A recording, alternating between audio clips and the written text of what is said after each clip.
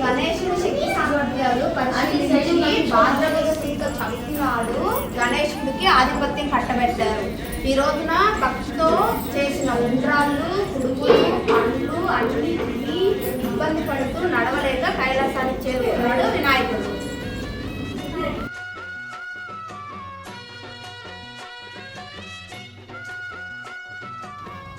చాలా బాగున్నాయి.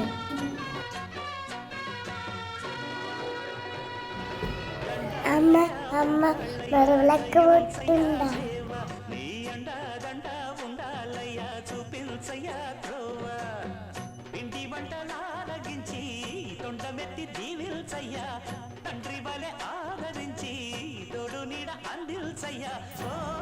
అయ్యో గైష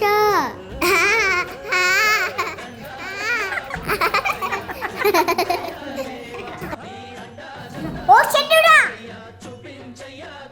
నా పుట్టుని చూసి ఎలటాలు చేసిద్దా నిన్ను చూసినవాడు నీలాపటి పొందుతాడు.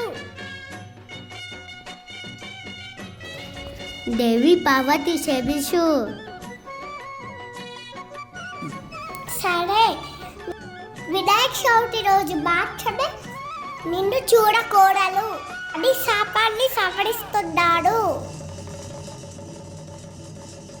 సంతోషం తల్లి. అలా చంద్రుడు గుణపాఠం నేర్చుకున్నాడు. మనం ఎవ్వరిని ఎగతాళి చేయకూడదు.